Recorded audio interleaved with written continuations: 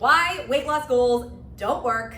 I hope you're ready for me to preach to the choir here because my name is Jess. If we have not met before, I am the owner of Shine Fit. We are a body positive anti-diet fitness studio. I have been a fitness instructor for 7 years. I've been working in fitness and recreation for over a decade, coaching people, and all with the underlying message of I want you to work out to change the way you feel, not the way you look.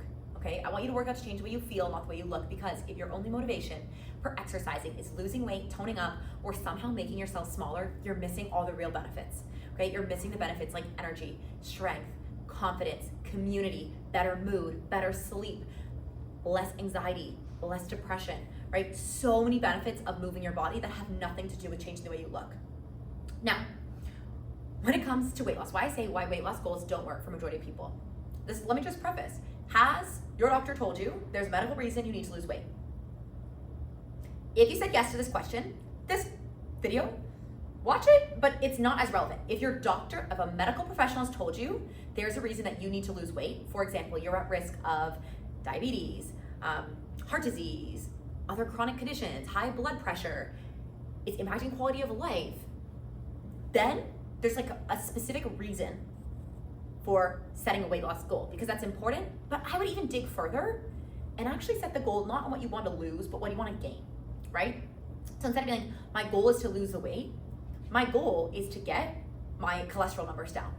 My goal is to actually change like whatever statistic, right? Because we want to focus on what you want to add, not what you need to take away. It's just simple. Same thing with food, same thing with exercise. We're not focusing on what it's taking away from your life, we're focusing on what it's adding. Now, if you're like, no, my doctor has not told me I need to lose weight, but I still feel like I should, or I need to, or I want to. If that's you, this video is for you. You're in the right place. Now, why can I say this with so much confidence? I have worked with over 1,500 women and helped them transform their relationship with fitness. The reason weight loss goals don't work, for the most part, is because they're too far-sighted. There's many reasons, okay? There's many reasons, but they're very, very long-term goals.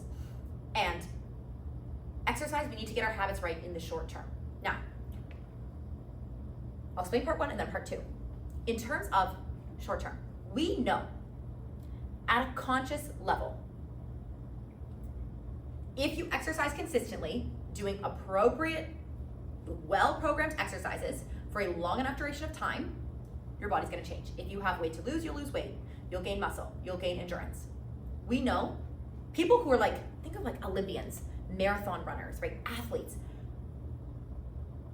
They're training for years. That's their identity. And of course, that's reflected in their athletic capabilities, in the size and shape of their body, right? But a lot of us start with a weight loss goal that might take, we know consciously it's gonna take months and years, but when that's the only goal, that's the focus, for the first days and weeks of trying to make this lifestyle change, of trying to exercise more, of trying to eat a little bit more nutritious foods, of trying to manage stress better, of trying to sleep more consistently, whatever those habits are, the small daily and weekly wins that you get from changing a habit, like, oh wow, I have more energy, oh wow, I'm sleeping better, oh wow, I actually feel really good. You kill them when you step on the scale 1 day later, your weight doesn't change in a day. It takes months and years. Doesn't change in a day, we step on the scale, and then all that excitement, all that pride, all that positive momentum that you had, you kill it, right? And so if you're doing that for the first week of your new, healthier lifestyle, is stepping on the scale, but nothing's changed. Nothing's changed. It's the same. It's 0.7 lower. It's 0.2 higher, right? It's inherently frustrating, and you're killing your motivation before you've even given yourself the chance to build a habit, right? The other piece, if you're born in a female body, okay? Men's hormones reset in a 24-hour cycle, women's hormones reset in a 28-day cycle.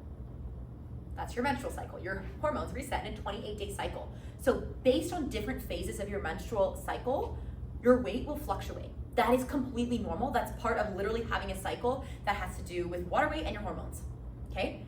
So in a cycle, it's like fluctuating like this. And even if it's like trending down, right, this is months and years, we're trending down, but we're measuring in the first few weeks, it's gonna look like it's like up and down like this.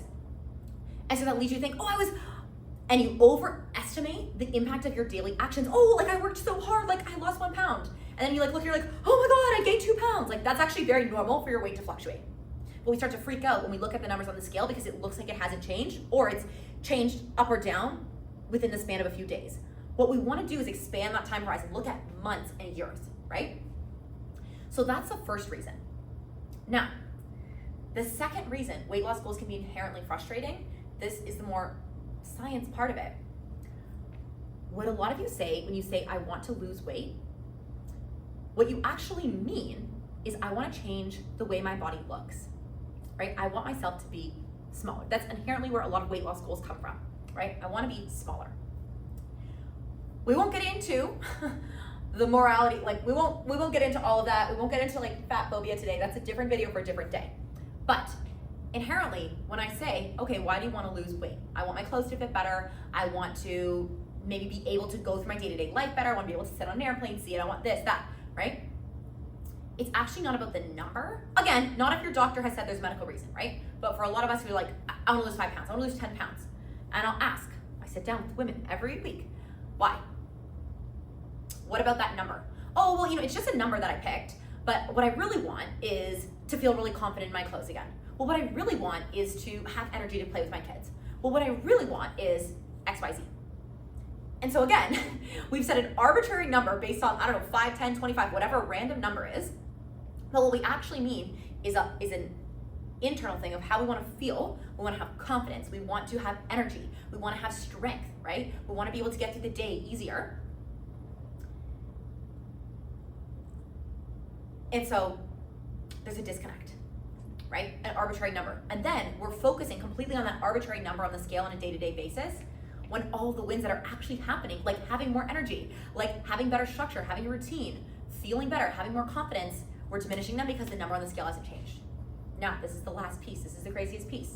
A lot of us say we want to lose weight, but actually what we mean is we want to change our body composition. We want to change the way our body looks. Now, inherently, in changing your body composition, when you start to exercise, okay, your body composition does change. You start to build lean muscle mass. Now, muscle weighs significantly more than body fat in your body. So, for example, a pound of lean muscle might be like this, a pound of body fat would be a lot larger. So, when you start to exercise, you start to build lean muscle, the way your body looks might be changing. And again, it starts on the inside first before you ever see it on the outside, months and years. Your body composition can be changing. You start to build muscle on the inside and you don't see it visibly reflected yet. And the number on the scale is staying the same or increasing because muscle mass weighs more than body fat, right? So that number is not changing on the scale. This is crazy, right? I know. If your mind is like blown right now, good. Because we need to like demystify this like holy grail of weight loss. And that's the only reason that we would want to exercise. Of course, if there's a medical reason, if your doctor said you need to lose weight, different conversation. And again, reframe that goal into like why? Well, I want to be healthier. I want to like get my numbers down, whatever it is, and reframe it to that. And the second piece is it takes months and years. It's the daily motivation and your body composition can completely change, but the number on the scale can stay the same or increase. So inherently, setting a weight loss, a number goal is not setting up for success. And worse off, the damage it can do, especially I see with women all the time, is associating your worth with your weight. Associating a value of you as a human to that number on the scale. Don't ask me why. It happens stereotypically way more often with women than men, but it does. And so when that number doesn't change, instead of being like, oh, that's a statistic, that's just a metric, you think, oh, that's a reflection of me as who I am as a person. And that is the most damaging thing you could do for yourself. Because your value as a human has nothing to do with a number on a scale.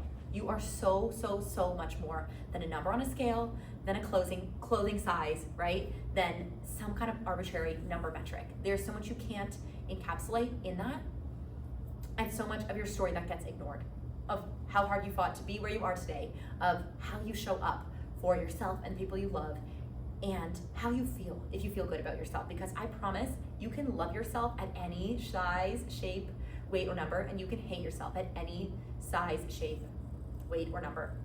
And so if you've spent years, you cannot bully your way to self-love. So if you've spent years talking down on yourself and feeling bad about yourself, because of a size, a shape, or a number, the only way to change that is through love. Learning to love your body at every step of the journey, okay? If this really resonates with you, I want to have a conversation with you. I want to sit down and go through your goals and help you set some better goals that don't have to do with weight loss, okay? So please, please, please, please, please, if this helps and you're like, okay, I get it, but what next? Where do I go from here? Like, how do I set a different goal, Jess? Because I want to get there, but I feel lost. Like, I don't know. This is all I've ever known. Let's have a conversation. This is exactly what we do here at Shine Fit. This is what I want to help you with, what I've helped 1,500 women do to change the relationship with fitness and learn to love their bodies. So head to the link in our bio, send us a message. If you're like, I watched this video, I need help with setting goals, we'll sit you down for a goal setting call, okay? And this is complimentary, by the way. Complimentary means free, okay? I want to help you. So sign up for that. And if you think this video would help someone else, please keep it in the back of your mind, send it, share it with a friend, because the more women, the more people we can educate about how to have fitness in their life in a healthy way and feel really good about themselves, I think the better off the world will be. So thanks for being here. Thanks for listening. I hope you found this video valuable, and hopefully we talk soon.